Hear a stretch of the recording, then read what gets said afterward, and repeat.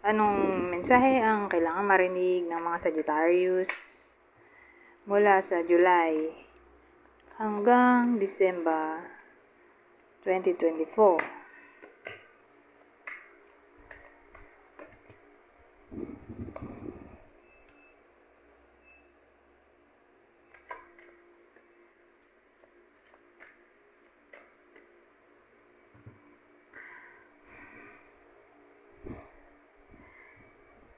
Well, yung iba sa inyo baka magka-crush sa someone na para bang hindi fit para sa iba sa inyo. So, pag sinabi mong hindi fit, magkaiba kayo ng pananaw. So, sabihin natin, gusto mo ng relasyon na seryoso. Kaya lang yung crush mo, hindi pala ganun ang gusto niyang mangyari. So, more like, ma-attract yung iba sa inyo. Either kayo yung mismo yung ma-attract sa taong to, o sila yung ma-attract sa iba sa inyo. Kaya lang may sabit nga. So, pwedeng kayo to o sila na ayaw ng commitment. O sabihin natin may sabit. So, isa sa inyo ay in a relationship na sa iba. O ang gusto lang ay friends with benefits. O baka mapasok sa situationship. O again, third party situation. Kasi bumaliktad kasi yung Hierophant. So, commitment card yan. Kaya lang ay baliktad. So, relasyon na walang commitment. Hindi seryoso. Laro-laro lang. Sa madaling salita. Pero ito, mukhang applicable lang sa long distance relationship. Na para bang mapapaisip yung iba sa inyo na halimbawa, maging sila. So, kung maging sila na, kasi 6 months to, remember, July to December. So, kung maging sila na, nung crush niya, mapapaisip yung iba sa inyo na anong kahinatnan ng connection na to, mukhang malabo. Kasi nga, bumaliktad yung chariot natin, na para bang walang direksyon. Napatutunguhan yung kalesa. O sabihin natin nahirapang pigilan ang sarili na yun nga ma-attract sa someone na may sabit. Alam naman nilang mali, pero nga dahil baliktad yung chariot, nawalan sila ng control, okay, sa sarili dahil sa kapusukan ng nadarama, ganyan. So, sa madaling salita, alam naman nilang mali, pero hindi nga mapigil sa kagustuhan na ma-involve sa taong nagugustuhan nila. Ida nangyayari na to, mangyayari pa lang. Pero kung nangyayari na, edi ganun pa rin yung energy. July hanggang December. Ngayon, kung di pa nangyayari, edi baka mangyari. So, hindi naman lahat ay tatamaan ng reading na to, syempre. So, para malaman natin kung sino yung tatamaan ng reading na to, sinong Sagittarius, ito yung possible person na pwedeng ma-attract yung iba sa inyo, o baka sila yung ma-attract sa inyo. Na yun nga, connection to na walang kwenta. Sa madaling salita. Sad to say. Kasi walang commitment. Ano asahan mo dyan? Para lang kayo naglalaro-laro, tapos anytime pwedeng iwan.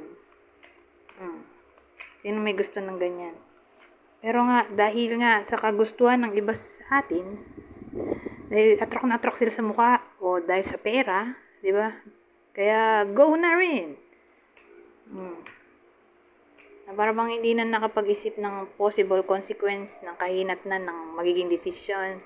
Basta go na lang, come what may. Naging impulsive sa decision making. So, Ito yung possible zodiac sign. Okay? Ng other person, bukod sa inyo. Ito yung taong pwede makonect ng iba sa inyo. Aquarius. Aquarius din to. Leo. Ay, magka-opposite sign tong dalawa. Halos the same. So again, Aquarius, Leo. Anyways, punta dito. Baka maiba naman ang energy, di ba?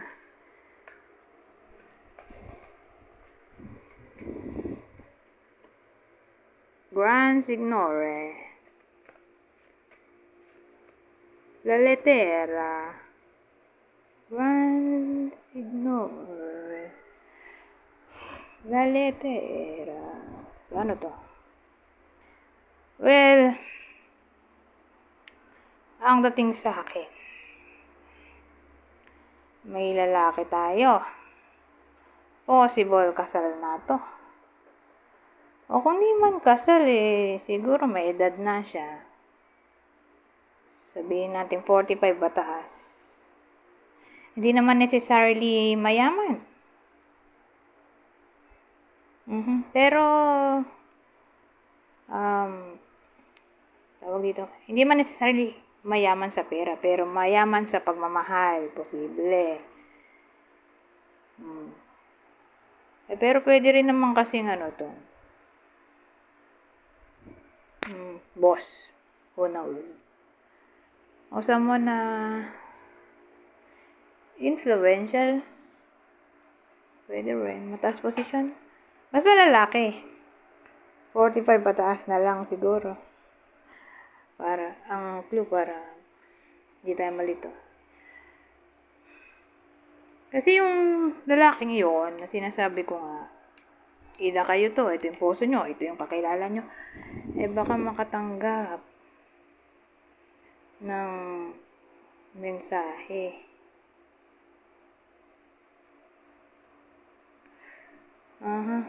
Pero pwede rin naman tong promotion, award, reward, mensahe, letter, chat, text, parang siya, announcement.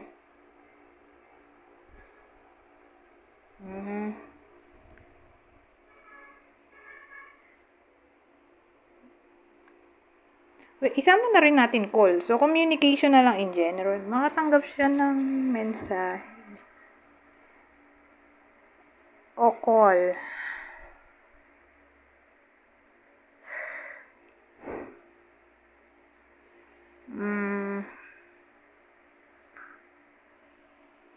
So, again, promotion na ako isip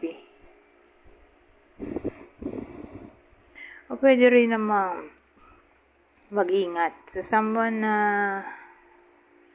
di nyo alam ay naiinggit pala sa iba sa inyo. Lalo na kung ganito, lalaki nga. Tapos 45 patas. May naiinggit sa kanya o nagsiselos. Yun yung downside. Pero kung good news,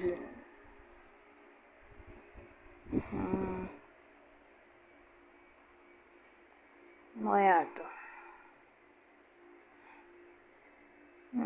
Mensahe. So, sabihin natin, may na-expect yung iba sa inyo na magbalik sa buhay nila. Who knows? Baka bigla sila i-text, i-call.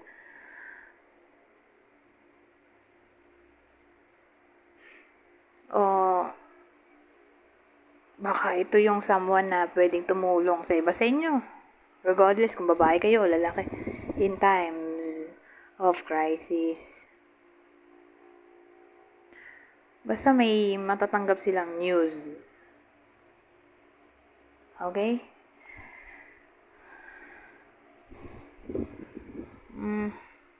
Ito last na to.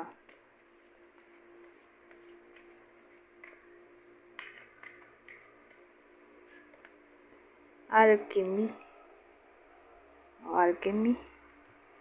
Labo.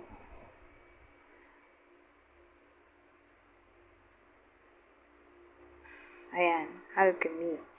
You have the Midas touch right now, and every project you begin turns gold. Wow.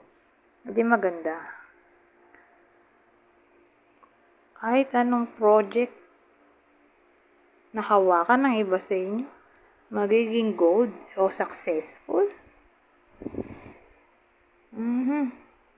So, magandang pangitain yan. Nasa madaling salita, kung ano man ang inaasikaso ng iba sa inyo, ay magiging successful. Anyways, hanggang dito na lang. Goodbye for now.